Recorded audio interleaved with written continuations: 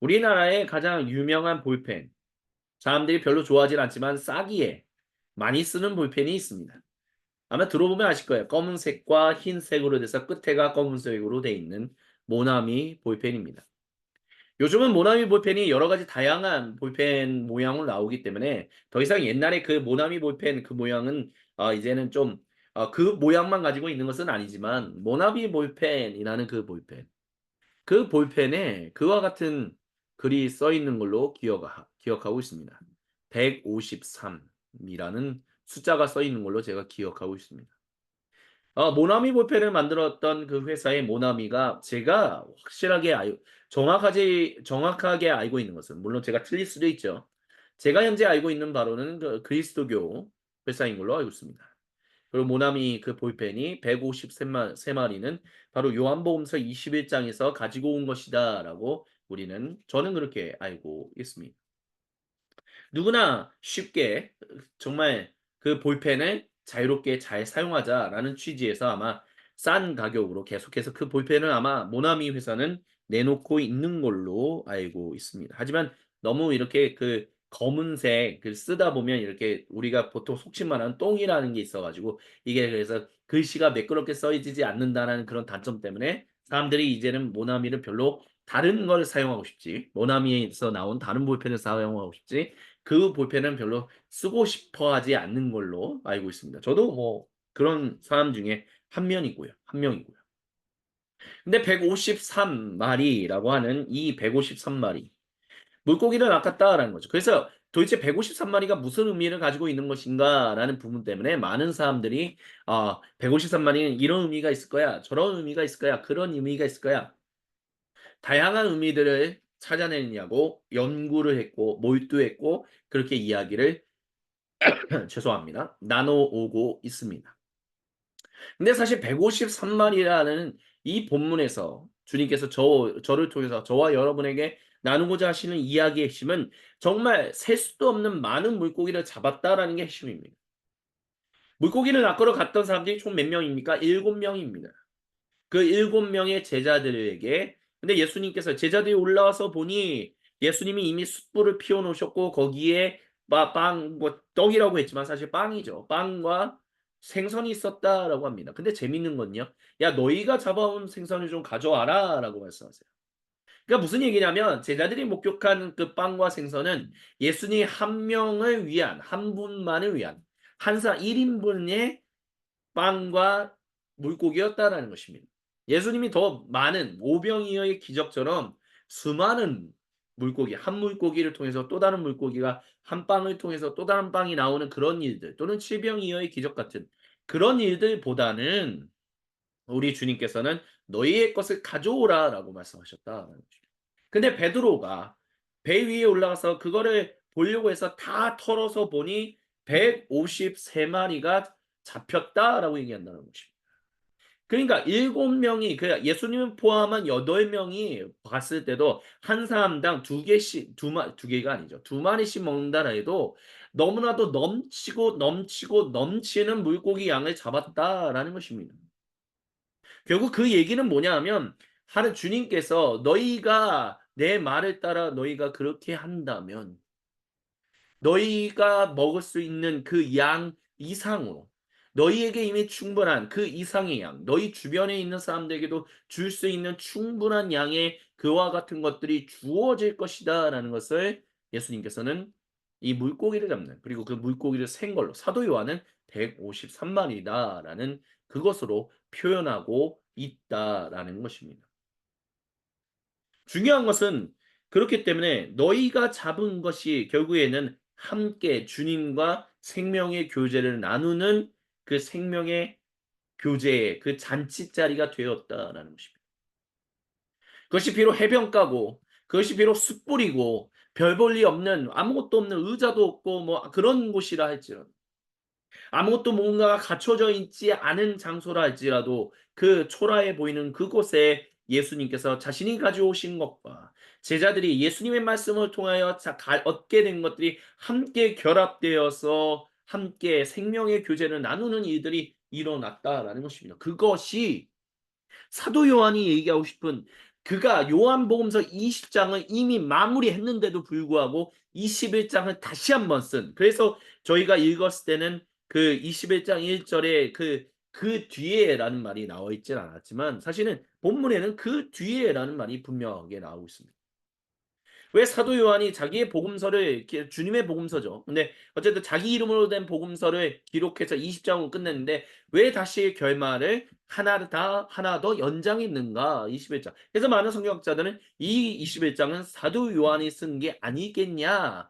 다른 사람이 첨가한 것이지 않겠느냐라고 얘기합니다. 그렇지만 중요한 것은요. 많은 진보적인 성경학자들이라 할지라도 21장은 굉장히 오래, 즉 주 2세기, 주 3세기, 즉 우리가 가지고 있는 신약 성경의 사본의 가장 오래된 본문에서 발견될 수 있기 때문에 이것은 나중에 후대에 첨가됐다라고 얘기하기는 조금 어렵다. 어쨌든 뭐 나중에 뭐 그 사도 요한이 살았던 시대와 동시대에 또는 조금 더 시대가 지난 사람이 뭐 첨가했으면 모르겠지만 어쨌든 이것은 사도 요한이 썼다라고 보는 것이, 또는 장로 요한이 썼다라고 보는 것이 그렇게 무리수가 되지는 않는다라고 얘기한다는 거죠. 그럼 왜 썼냐라는 거예요. 요한복음서 21장 쓴 이유가 뭐냐라는 거예요. 그것은 바로 사도 요한이 계속해서, 그리고 저희가 지금 10주간 동안이나 무려 오랜 시간 동안 성례전적 존재라는 것을 요한복음서를 통해서 계속해서 주님의 말씀을 듣고 있었는데 그 결론적인 것을 다시 한번 주님이 우리에게 보여주시기 위하여 사도 요한이 21장을 썼다라고도 우리는 생각할 수 있다라는 것입니다. 그게 뭐냐? 생명의 교제가 주님이 가져오신 것과 주님이 우리에게 허락하셔서 우리가 얻게 된 것들을 가지고 온 그곳에서 일어나게 된다는 것. 근데 사도 요한은 여기서 굉장히 재밌는 이야기를 합니다. 그건 뭐냐면, 자, 이제 아침을 먹자라고 했었을 때 제자들 가운데서 아무도 감히 선생님은 누구십니까? 라고 묻지 않았다는 거예요. 누구십니까? 누구냐? 그러니까 랍비라는 것은 이미 알고 있고, 근데 죽었다가 다시 사신 분, 도대체 이분은 누군가, 인자냐 누구냐라 했었을 때 사도 요한은 복만몸서하고는 굉장히 다른 이야기를 하나를 전해줍니다. 그것은 무엇이냐면 제자들이 그가 주님이신 것을 알았다라고 얘기한다는 것입니다. 우리가 비록 우리가 함께 읽지는 않았었지만 요한복음서 20장에도 의심 많은 도마에 대한 이야기가 나올 때 도마가 예수님이 나타나셔서 자, 내 몸에 있는 스티그마, 상흔을 보아라. 그때 도마는 주는 나의 주, 나의 하나님이십니다라고 고백했다라는 것을 사도 요한은 얘기합니다. 중요한 핵심은 뭐냐면요. 사도 요한은 교만범서하고는 조금 다르게 접근하는, 그건 뭐냐면 제자들이 알았다라는 거예요. 속사도 마가나 사도 마태나 아니면 거룩한 의사 누가 같은 경우는 사도들이 알았다, 즉 부활하신 예수님이 주님이시다라는 것을 알았다라는 그런 뉘앙스를 그렇게 많이 숨기지 않습니다. 도대체 어떻게 어떤 상황이 돌아갈 것인가 헷갈린다라는 얘기들을 많이 해요. 하지만 사도 요한은 분명하게 우리가 알았다라는 얘기를 합니다. 왜냐하면 그가 주님께서 사랑하시는 제자라는 것이 바로 사도 요한이라고 우리는, 또는 장로 요한이라고 우리는 생각하고 있기 때문에 그렇습니다. 사도 요한이 알았다. 내가 알았고 사도 베드로가 알았고 우리가 알았다라고 얘기합니다. 나다나엘도 알았고 도마도 알았고 라고 얘기한다라는 거예요. 그 알았다는 게 뭐냐? 우리가 가져온 것, 주님이 가져오신 것들이 함께 되어 우리가 주님의 그 거룩한 식사에 참여하게 됩니다. 그 거룩한 식사에 참여했을 때 우리가 주님과 함께 생명의 교제를 나눈다. 오랜 시간 고대 이스라엘 민족이 살았던 고대 근동 지방에서 예배라고 얘기하는, 즉 제사라고 얘기하는 것은 신들에게 음식을 바치는 거였습니다. 불타에 올리면 그들이 그 냄새를 맡아서 배를 부른다라고 얘기했어요. 그것이 길가메시 서사시라든지 아니면 고대 근동에 있는 수많은 신화들에서 공통적으로 발견되는 현상입니다. 근데 하나님께 예배를 드립니다. 하나님께 제사를 드립니다라고 하는 것도 하나님은 그것을 통해서 내가 배부른다. 내가 그거를 안 드리면 내가 배고파서 너희들을 막 변덕이 하는 신이 막 변덕을 부려서 막 치기도 하고 또 행복하게 해주기도 하고 이런 게 아니라 너희가 내가 준 것들을 너희는 감사하고 누리며 또한 그것을 준 오직 유일하신 너희의 하나님 즉 나를 경배하라. 그걸 통해서 그러니까 경배하라는 것. 단순히 고대 근동에서 예배를 드리는 것, 제사를 드리는 것이 신들, 배고픈 신들을 막 그들의 걸신 들린 그 신들을 먹여 살리기 위한 것이 아니라, 그렇기 때문에 인간은 신들을 먹여 살리기 위해서 제사를 드리기 위해서 창조된 존재가 아니라, 너희는 이 땅에서 하나님이 너희에게 주신 것들을 누리며, 근데 누린다라는 것은 결국에는 그것을 복되게 한다. 그 너희가 복되야만 그 땅이 복되게 된다라고 얘기한다는.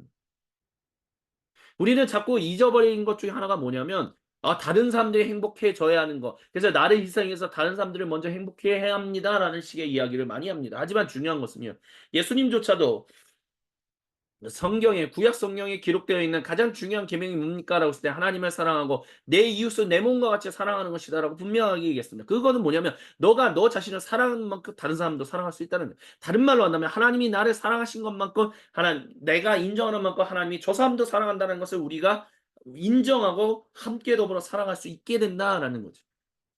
그러니까 결국에는 내가 인정받아야 돼요. 내가 복되어야 돼요. 하나님이 내게 주신 복이 넘치면 넘치면 넘칠수록 하나님이 다른 사람들에게 주시는 복이 더욱더 넘친다는 게 자연스럽게 흘러간다는 거죠.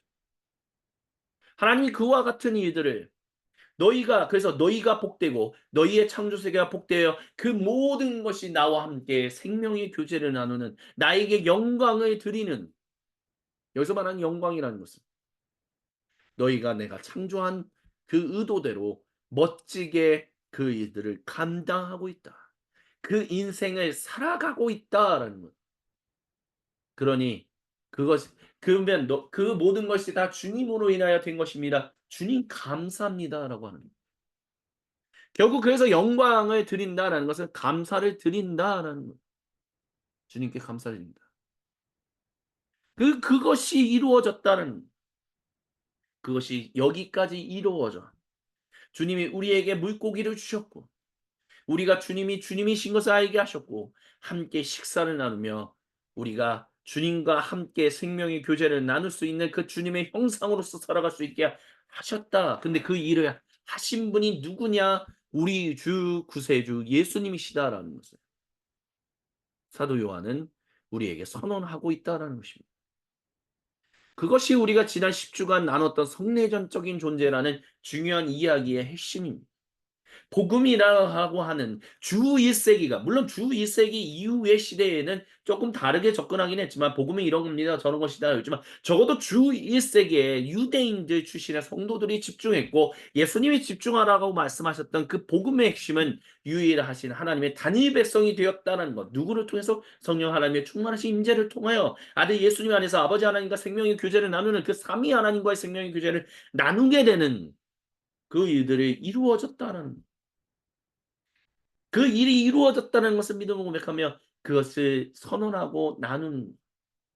그래서 예수님이 그 지혜이신, 그 성육신 하신 말씀이 우리에게 오심으로 인하여 우리가 그분의 하나님의 형상이 되었다. 그걸 다른 말로 한다면, 예수님이 자기의 몸과 보혈을 주심으로 말미암아 우리가 그 하나님의 형상을 회복했기 때문에 우리는 주님의 그 만찬을 계속해서 누리는 존재, 그 만찬을 받는 존재, 그 식사에 초대되는 존재, 그 식사에서 주님과 함께 생명의 교제를 나누는 성내전적인 존재로서 살아가는 것이다라는 것을. 그래서 우리는 새하늘과 새 땅에서 그 성내전적인 존재로서 영원히 주님과 함께 생명의 교제를 나누며 살아갈 것이다라는 것을 우리는 지난 10주간 주님의 말씀을 통해서 듣고 있다라는 것입니다.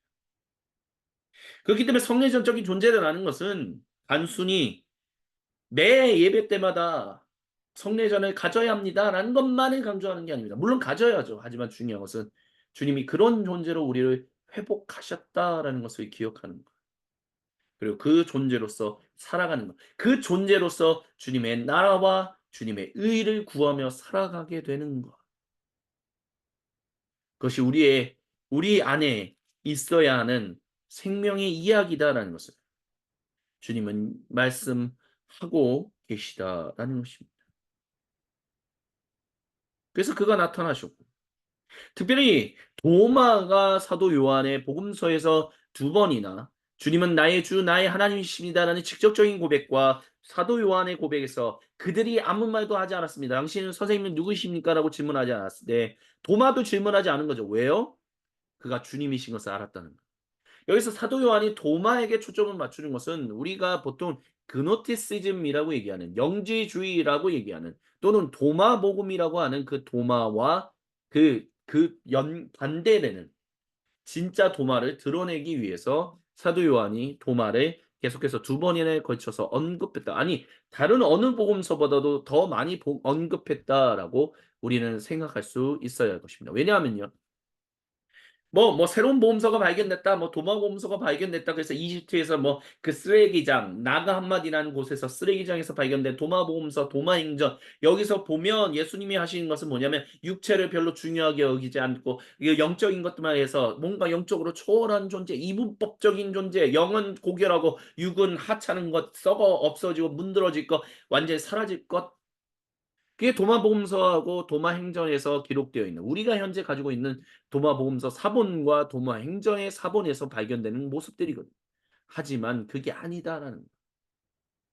하지만 사도 요한은 그의 인생 말년에 그와 같은 것들이 쓰여진다라는 것을 보며 그런 그노티시즘, 영지주의라고 얘기하는 그런 것들.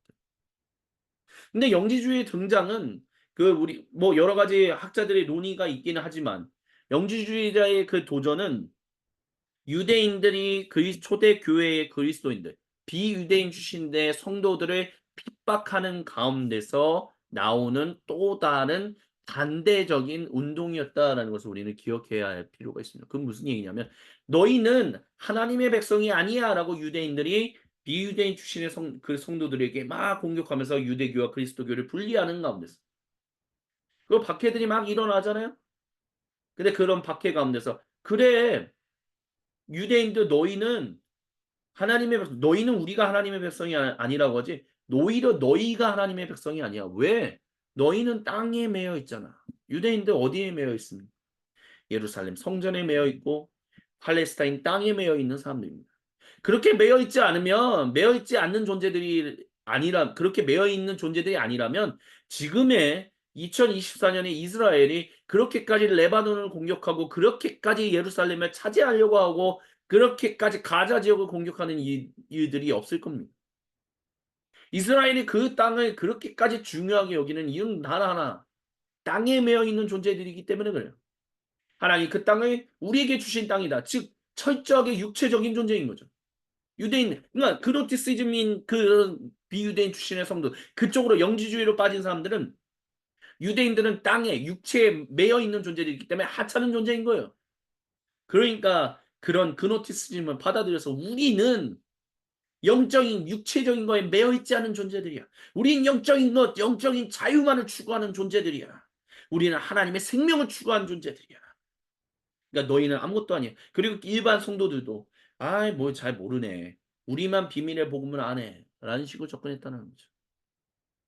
그러면서 도마의 이름을 빌려고 그와 같은 일들이 일어난 것에 대해서 사도 요한은 그렇게 교회가 분열되어 즉 AD 70년에 예루살렘이 멸망하고 난 이후에 유대인들이 얌리아 회의에서 유대인들이 그리스도인들을 완전히 저주하는 그 선언문을 외치는 가운데서 그리고 그노스티시즘이 등장하는 그 초창기 가운데서 사도 요한은 유일하신 하나님의 단일 백성이 되었다는 게 완전히 깨어지고 있는 완전 서로가 극과 극의 다른 그 강대강의 길로 가는 그 가운데서 사도 요한은 가슴을 치며 이 본문을 기록했다라는 것입니다. 도마가 그렇지 않았습니다.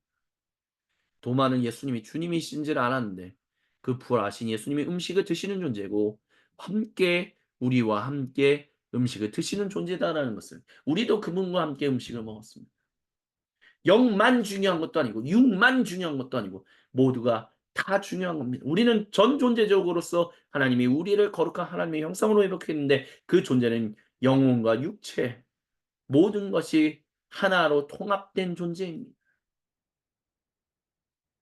그러면서 사도 요한은 이렇게 예수님이 아침을 먹어라. 물고기를 낚아라. 라는 얘기를 했다는 거. 엄밀하게 생각하면 되게 웃기잖아요. 왜냐하면 물고기를 잡는 게 뭐 그렇게 중요합니까? 부활하신 예수님을 만났는데 그 만난 장소가 물고기 낚는 곳이었다라는. 얼핏 생각하면 아니 좀 더 있어 보여야 하는 예루살렘이어야지 않아? 아니면 좀 갈릴리 어느 오병이어의 그 기적이 일어났고 칠병이어의 기적이 일어났던 아니면 예수님은 그리스도시요 살아계신 하나님의 아들이십니다라는 믿음의 그 고백이 일어났던 가이사랴 빌보 같은 그런 곳이어야 되는 거 아니야? 네. 갈릴리 바다였다는 거죠.